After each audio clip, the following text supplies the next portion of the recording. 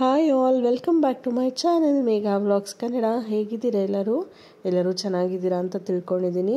Actually ಸ್ವಲ್ಪ ದಿನದಿಂದ ಹುಷಾರೇ ಇರಲಿಲ್ಲ, ಸೊ ಹಾಗಾಗಿ ಯಾವುದು ವ್ಲಾಗ್ಸ್ ಅಪ್ಲೋಡ್ ಮಾಡೋಕ್ಕೂ ಆಗಲಿಲ್ಲ, ಎಡಿಟ್ ಮಾಡೋಕ್ಕೂ ಆಗಲಿಲ್ಲ.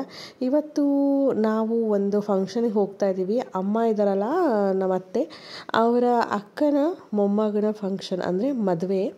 ಅಲ್ಲಿಗೆ ಹೋಗ್ತಾ ಇದ್ದೀವಿ. Isha actually normal night pant T shirt ಹಾಕ್ಕೊಂಡೇ ಬಂದಳು. ಆನ್ ದ ವೇ ಬರುವಾಗ ಲಂಗ ಬ್ಲೌಸ್ ಹಾಕಿದೆ, ಯಾಕಂದರೆ ಮದುವೆ ಬಂತು, ಇನ್ನೇನು ಫೋಟೋ ಇಡಿಸ್ಕೊಂಡು ಲಂಗ ಬ್ಲೌಸ್ ತೆಗ್ದುಬಿಡಮ್ಮ, ಆಮೇಲೆ ಬೇಕಂದರೆ ಮತ್ತೆ ಟಿ ಶರ್ಟ್ ಪ್ಯಾಂಟ್ ಹಾಕ್ಕೊಳ್ಳುವೆ ಅಂತ ನೈಸ್ ಮಾಡಿ ಬಟರ್ ಹಾಕಿ ಅವಳನ್ನ ರೆಡಿ ಮಾಡಿಸಿದ್ದಾಯಿತು. ಎಂಟ್ರೆನ್ಸಲ್ಲೇ ಡೆಕೋರೇಷನ್ಸ್ ಎಲ್ಲ ತುಂಬಾ ಚೆನ್ನಾಗಿತ್ತು. ಸೊ ಹಾಗಾಗಿ ಅಲ್ಲಲ್ಲಿ ನಿಂತ್ಕೊಂಡು ಒಂದಷ್ಟು ಫೋಟೋಸ್ ಇಟ್ಕೊಂಡ್ವಿ. ಒಳಗಡೆ ಮಂಟಪ ಡೆಕೋರೇಷನ್ ಅಂತೂ ತುಂಬಾ ಚೆನ್ನಾಗಿ ಮಾಡಿದ್ರು, ತುಂಬಾ ಇಷ್ಟ ಆಯಿತು. ಸೊ ಹಾಗಾಗಿ ಅದನ್ನು ಕೂಡ ಒಂದು ಕ್ಲಿಪ್ಪಿಂಗ್ ತೊಗೊಂಡು ಹಾಗೆ ಎಲ್ಲರೂ ಒಂದು ಸೆಲ್ಫಿ ಇಟ್ಕೊತಾ ಇದ್ದೀವಿ. ಚೆನ್ನಾಗಾಯಿತು ಫಂಕ್ಷನ್. ತುಂಬ ದಿನ ಆದಮೇಲೆ ಎಲ್ಲರೂ ಸೇರಿದ್ದು, ಎಲ್ಲರೂ ಒಟ್ಟಿಗೆ ಸೇರೋದು ಅಂದರೆ ಈ ರೀತಿ ಯಾವುದಾದ್ರೂ ಹಬ್ಬ ಹರಿದಿನ ಏನಾದರೂ ಫಂಕ್ಷನ್ಸ್ ಎಲ್ಲ ಆದ್ರೇ ಅಲ್ವಾ. ಸೊ ಹಾಗಾಗಿ ಎಲ್ಲ ಸೇರಿ ಒಟ್ಟಿಗೆ ಮಾತಾಡಿಕೊಂಡು ಹರಟೆ ಎಲ್ಲ ಹೊಡ್ಕೊಂಡು ಊಟ ಮಾಡಿಕೊಂಡು ರಿಟರ್ನ್ ಮನೆಗೆ ಬಂದ್ವಿ. ನೆಕ್ಸ್ಟ್ ಡೇ ಅಪ್ಪಂದು ವರ್ಷದ ಕಾರ್ಯ ಇತ್ತು, ಅಂದರೆ ನಮ್ಮ ಮಾವದು, ನಮ್ಮ ಹಸ್ಬೆಂಡ್ ಇದ್ದಾರಲ್ಲ ಅವರ ಅಪ್ಪದು ವರ್ಷದ ಕಾರ್ಯ ಇತ್ತು. ಸೊ ಹಾಗಾಗಿ ಹೆಣ್ಮಕ್ಳೆಲ್ಲರೂ ಬಂದಿದ್ದರು. ಎಲ್ಲರೂ ಬಂದು ಒಟ್ಟಿಗೆ ಸೇರಿ ತಿಥಿ ಕಾರ್ಯನ ಮಾಡ್ತಾಯಿದ್ವಿ. ವರ್ಷದ ತಿಥಿ ಆಗಿತ್ತಿದ್ದು.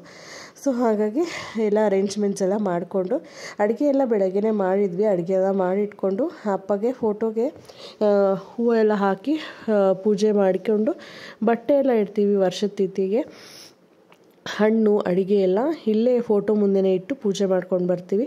ಅದಾದಮೇಲೆ ಲಾಸ್ಟಲ್ಲಿ ಹೋಗಿ ಗುಣಿ ಹತ್ರ ಪೂಜೆ ಮಾಡ್ಕೊಂಡು ಬರ್ತೀವಿ. ಅಂದರೆ ಅವ್ರದ್ದು ಸಮಾಧಿ ಇರುತ್ತಲ್ಲ, ಅಲ್ಲಿ ಹೋಗಿ ಪೂಜೆ ಮಾಡ್ಕೊಂಡು ಬರ್ತೀವಿ.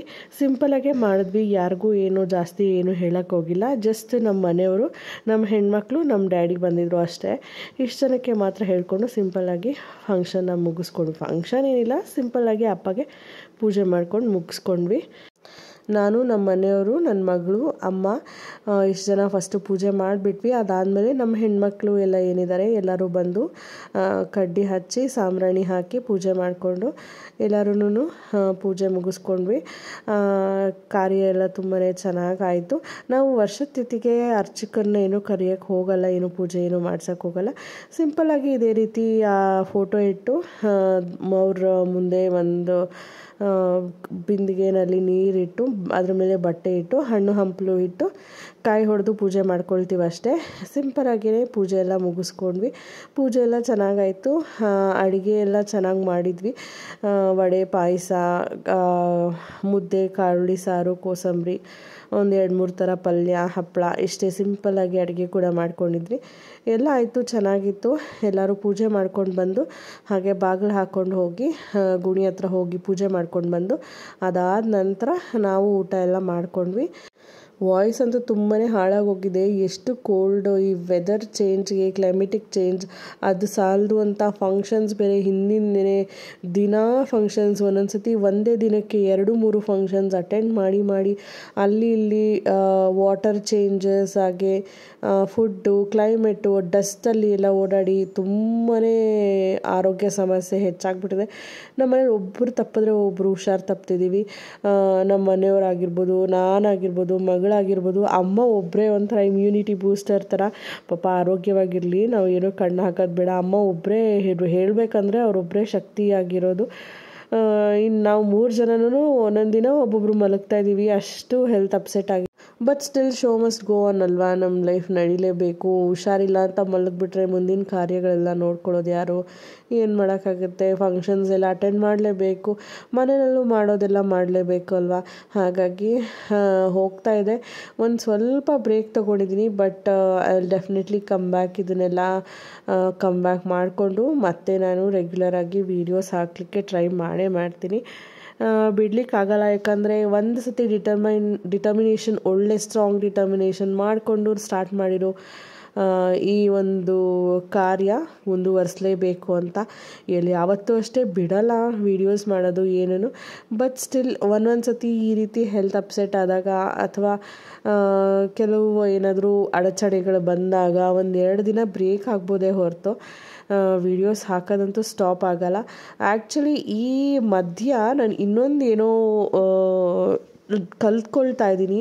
ಅದೇನು ಅಂತ ನಾನು ನಿಮಗೆ ಫ್ಯೂಚರಲ್ಲಿ ಹೇಳ್ತೀನಿ. ಅಪ್ಕಮಿಂಗ್ ವೀಡಿಯೋಸಲ್ಲಿ ನಿಮಗೂ ಕೂಡ ಗೊತ್ತಾಗುತ್ತೆ ಏನು ಮಾಡ್ತಿದ್ದೀನಿ, ಯಾಕೆ ಸ್ವಲ್ಪ ಬ್ರೇಕ್ ತೊಗೊಂಡೆ, ಆ್ಯಂಡ್ ಬ್ರೇಕ್ ತೊಗೊಂಡಿದ್ದ ಟೈಮಲ್ಲಿ ಏನು ಅದನ್ನು ಹೆಂಗೆ ಯುಟಿಲೈಸ್ ಮಾಡ್ತಿದ್ದೀನಿ. ವಾಯ್ಸ್ ಓವರ್ ಕೊಡೋಕ್ಕಾಗಲ್ಲ, ಯಾಕಂದರೆ ವಾಯ್ಸ್ ತುಂಬ ಹಾಳಾಗಿದೆ ಅನ್ನೋದು ಗೊತ್ತು. ಬಟ್ ಇನ್ಸ್ಟೆಡ್ ಆಫ್ ದ್ಯಾಟ್ ಒಂದಷ್ಟು ವೀಡಿಯೋಸ್ ಕೂಡ ಕಲೆಕ್ಟ್ ಮಾಡಿದ್ದೀನಿ. ಆ ವೀಡಿಯೋಸ್ ಎಲ್ಲ ಅಪ್ಕಮಿಂಗ್ ಡೇಸಲ್ಲಿ ಎಡಿಟ್ ಮಾಡಿಬಿಟ್ಟು ನಾನು ಪೋಸ್ಟ್ ಮಾಡೇ ಮಾಡ್ತೀನಿ. ಯಾವುದನ್ನು ಮಿಸ್ ಅಂತೂ ಮಾಡಲ್ಲ. ಸ್ಟೇ ಟ್ಯೂನ್ಡ್ ಅಂತ ಹೇಳ್ಬೋದು. ವೆಯ್ಟ್ ಮಾಡಿ, ಒಂದು ಸ್ವಲ್ಪ ದಿನ ಆರಾಮಾದ್ಮೇಲೆ ಮತ್ತೆ ಬ್ಯಾಕ್ ಟು ಬ್ಯಾಕ್ ವೀಡಿಯೋಸ್ ಬಂದೇ ಬರುತ್ತೆ. ಎಲ್ಲೂ ಏನೂ ಮಿಸ್ ಆಗಲ್ಲ ಅಂತ ಹೇಳ್ತಾ ಇದ್ದೀನಿ. ಅಮ್ಮ ಪೂಜೆ ಮಾಡಿದ್ದಾಯಿತು. ಈಗ ಅಜ್ಜಿ ಪೂಜೆ ಮಾಡ್ತಾರೆ. ಅಜ್ಜಿ ಅಂತಂದರೆ ಅಪ್ಪ ಇದ್ರಲ್ಲ, ನಮ್ಮ ಮಾವ ಇದ್ರಲ್ಲ, ಅವರಿಗೆ ತಂಗಿ ಆಗಬೇಕು ಇವರು ವರ್ಷನಲ್ಲಿ. ಸ್ವಂತ ತಂಗಿ ಅಲ್ಲ, ಯಾಕಂದರೆ ನಮ್ಮ ಮಾವ ಒಬ್ಬರೇ ಮಗ ಇದ್ದಿದ್ದು ಅವ್ರ ಅಪ್ಪ ಅಮ್ಮಗೆ. ಇವರು ಚಿಕ್ಕಪ್ಪ ಮಗಳು ಆಗಬೇಕು ಈ ಅಜ್ಜಿ. ಅವರು ಕೂಡ ಪೂಜೆ ಮಾಡ್ತಿದ್ದಾರೆ. ಅವರು ಪೂಜೆ ಮಾಡಿದ್ಮೇಲೆ ಹಾಗೆ ನಮ್ಮ ಮನೆ ಹೆಣ್ಮಕ್ಳು ಅಂದರೆ ನಮ್ಮ ಯಜಮಾನ್ರ ಜೊತೆ ಹುಟ್ಟಿರೋರು 4 ಜನ ಸಿಸ್ಟರ್ಸ್, ಒಬ್ಬರು ಮಗ, ಅಂದರೆ 5 ಮಕ್ಕಳು ನಮ್ಮ ಅತ್ತೆಗೆ. 5 ಜನದ ಮಕ್ಕಳಲ್ಲಿ 4 ಹೆಣ್ಮಕ್ಳು, ಒಬ್ಬರು ಮಗ. ಸೊ ಹಾಗಾಗಿ ನಾವೆಲ್ಲ ಆದಮೇಲೆ ಅವರ ಸಿಸ್ಟರ್ಸ್ ಕೂಡ ಒಬ್ಬೊಬ್ಬರೇ ಪೂಜೆ ಮಾಡ್ತಿದ್ದಾರೆ. ನಾನು ಲಾಸ್ಟ್ ವೀಡಿಯೋನಲ್ಲೇ ಎಲ್ಲರಿಗೂ ಪರಿಚಯ ಮಾಡಿಕೊಟ್ಟಿದ್ದೆ. ನೀವು ಏನಾದ್ರು ನೋಡಲಿಲ್ಲ ಅಂತ ಹೇಳಿದ್ರೆ ನಾನು ಪಿಂಗ್ ಮಾಡಿರ್ತೀನಿ ಡಿಸ್ಕ್ರಿಪ್ಷನಲ್ಲಿ. ನೀವು ನನ್ನ ಪ್ರೀವಿಯಸ್ ವೀಡಿಯೋ ಚೆಕ್ ಮಾಡಿದ್ರೆ ಯಾರು ಅಂತ ಗೊತ್ತಾಗುತ್ತೆ. ಅಕಸ್ಮಾತ್ ನಿಮಗಿನ್ನೂ ಡೀಟೇಲ್ಸ್ ಬೇಕು ಅಂದರೆ ನನಗೆ ಕಮೆಂಟ್ ಸೆಕ್ಷನಲ್ಲಿ ತಿಳಿಸಿ. ನಾನು ಅಪ್ಕಮಿಂಗ್ ವೀಡಿಯೋಸಲ್ಲಿ ನೆಕ್ಸ್ಟ್ ಟೈಮ್ ಯಾವಾಗಾದರೂ ಚಾನ್ಸ್ ಸಿಕ್ಕಿದಾಗ ನಾನೆಲ್ಲರನ್ನೂ ಮತ್ತೆ ಇಂಟ್ರಡ್ಯೂಸ್ ಮಾಡಿ ಕೊಡ್ತೀನಿ. ಸೊ ಹೀಗಾಗಿತ್ತು ನಮ್ಮ ಈ ದಿನದ ಕಾರ್ಯ, ಅಂದರೆ ಅಪ್ಪನ ವರ್ಷದ ತಿಥಿ, ನಮ್ಮ ಮಾವನ ವರ್ಷದ ತಿಥಿ. ಹೀಗಾಗಿತ್ತು, ಚೆನ್ನಾಗಾಯಿತು. ಬಂದವರೆಲ್ಲರೂ ಖುಷಿಯಾಗೇ ಇದ್ದರು. ಅಪ್ಪಾಜಿಗೂ ಮನಸ್ಸಿಗೆ ನೆಮ್ಮದಿ ಆಗಿರುತ್ತೆ. ಅವರೆಲ್ಲ ಹೆಣ್ಮಕ್ಳು ಬಂದು ಪೂಜೆ ಮಾಡ್ಕೊಂಡು ಹೋದರು ಅನ್ನೋ ಖುಷಿ ಕೂಡ ಅವ್ರಿಗೂ ಸಮಾಧಾನ ಇರುತ್ತೆ. ವಿಡಿಯೋ ಕಂಪ್ಲೀಟಾಗಿ ನೋಡಿ ಹೇಗೆ ಪೂಜೆ ಮಾಡಿದ್ರು, ಯಾರ್ಯಾರೆಲ್ಲ ಬಂದಿದ್ರು, ಯಾರ್ಯಾರೆಲ್ಲ ಪೂಜೆ ಮಾಡ್ತಾ ಇದ್ದಾರೆ ಅನ್ನೋದು ಗೊತ್ತಾಗುತ್ತೆ.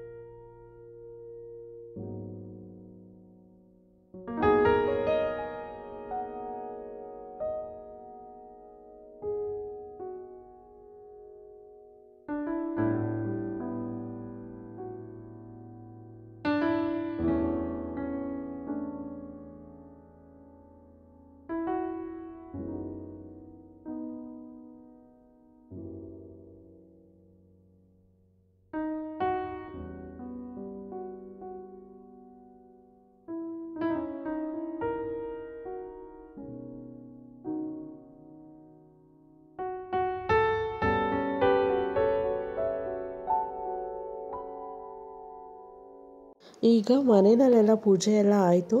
ಈಗ ಸ್ಮಶಾನದ ಹತ್ರ ಹೋಗ್ತಿದ್ದೀವಿ. ಅಂದರೆ ನಮ್ಮ ಮನೆಗಳವರೇ ಎಲ್ಲ ಒಂದು ಸ್ವಲ್ಪ ಜಾಗನ ಬಿಟ್ಕೊಂಡಿದ್ದಾರೆ ಸ್ಮಶಾನಕ್ಕೆ ಅಂತ ಹೇಳಿ. ಸೊ ಆ ಜಾಗದಲ್ಲಿ ಪೂಜೆ ಮಾಡ್ಕೊಂಡು ಬರಲಿಕ್ಕೆ ಅಂತ ಹೇಳಿ ಎಲ್ಲರೂ ಹೋಗ್ತಾ ಇದ್ದೀವಿ. ನಮ್ಮ ತೋಟಗಳೆಲ್ಲ ಏನಿದೆ ಆ ಜಾಗದಲ್ಲೇ ಸ್ಮಶಾನ ಕೂಡ ಇರೋದು. ಪಕ್ಕದಲ್ಲೇ ಕೆರೆ ಕೂಡ ಇದೆ. ಅದೇ ಜಾಗದಲ್ಲಿ ಸ್ಮಶಾನಕ್ಕೆ ಅಂತ ಜಾಗ ಬಿಟ್ಟಿರೋದು. ಸೊ ಹಾಗಾಗಿ ಅಲ್ಲೇ ಹೋಗಿ ಪೂಜೆ ಮಾಡ್ಕೊಂಡು ಬರೋಣ ಅಂತ ಹೇಳಿ ಎಲ್ಲ ಹೊರಟಿದ್ದೀವಿ. ಪೂಜೆ ಮಾಡಿದ್ದು ಹಾಗೆ ರಿಟರ್ನ್ ಬರ್ತಾ ಇರೋದು ಕ್ಲಿಪ್ಸ್ ತೊಗೊಂಡಿದ್ದೆ. ಬಟ್ ಅದು ಮಿಸ್ ಆಗಿದೆ, ಸಾರಿ, ಅಟ್ಯಾಚ್ ಮಾಡಲಿಕ್ಕೆ ಆಗಲಿಲ್ಲ. ಇದಾಗಿ next day vlog. Next day ನಾನು ನಂದು ಟ್ರೈಪಾಡ್ ನನ್ನ ಮಗಳು ಹಾಳು ಮಾಡಿಬಿಟ್ಟಿದ್ಲು, ಅಂದರೆ ಮುರಿದಾಕ್ಬಿಟ್ಟಿದ್ಲು. ಸೊ ಹಾಗಾಗಿ ಇನ್ನೊಂದು ಹೊಸದು ಟ್ರೈಪಾಡ್ ಹಾಕಿ ರಿಂಗ್ ಲೈಟ್ ಇರೋದು ಬುಕ್ ಮಾಡಿದ್ದೆ ನಾನು ಫ್ಲಿಪ್ಕಾರ್ಟಲ್ಲಿ. ಬಟ್ ಇದ್ರದ್ದು ಏನೋ ಒಂಚೂರು ಮಿಸ್ಟೇಕ್ ಇತ್ತು. ಅದು ಫಿಟ್ಟಾಗಿ ನಿಲ್ತಾ ಇರಲಿಲ್ಲ. ಅಂದರೆ ಈ ಲೈಟ್ ಏನಿದೆ, ಲೈಟು ಹಾಕಿದರೆ ರಿಂಗ್ ಲೈಟ್ ಅದು ಸ್ಟಿಫಾಗಿ ನಿಂತ್ಕೊಳ್ತಿಲ್ಲ. ಎಷ್ಟು ಟೈಟ್ ಮಾಡಿದ್ರೂ ಅದು ಫಾಲ್ ಆಗ್ತಾಯಿತ್ತು. ಅಂದರೆ ಮೊಬೈಲ್ ಇಟ್ಟರೆ ಅದ್ರ ಭಾರಕ್ಕೆ ಬೆಂಡ್ ಆಗಿಬಿಡ್ತಾಯಿತ್ತು. ಸೊ ಹಾಗಾಗಿ ರೀಪ್ಲೇಸ್ಮೆಂಟಿಗೆ ಕೊಟ್ಟಿದ್ದೀನಿ. ಸೊ ನೆಕ್ಸ್ಟು ಯಾವಾಗ ಬರುತ್ತೆ ಅನ್ನೋದನ್ನು ವೆಯ್ಟ್ ಮಾಡ್ತಾಯಿದ್ದೀನಿ.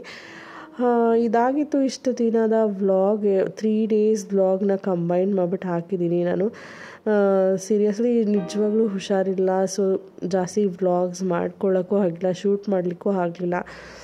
ಕಂಪ್ಲೀಟ್ ರೆಸ್ಟಲ್ಲೇ ಇದ್ದೀನಿ. ಒಂದು ಸ್ವಲ್ಪ ಮನೆ ಕೆಲಸ ಏನು ಇಂಪಾರ್ಟೆಂಟ್ ಇದೆ ಅದು ಮಾತ್ರ ಮಾಡ್ಕೊಳ್ಳೋದು, ಮಿಕ್ಕಾಗೆಲ್ಲ ರೆಸ್ಟ್ ಮಾಡೋದು ಅಷ್ಟು ಮಾತ್ರ ಮಾಡ್ತಿದ್ದೀನಿ.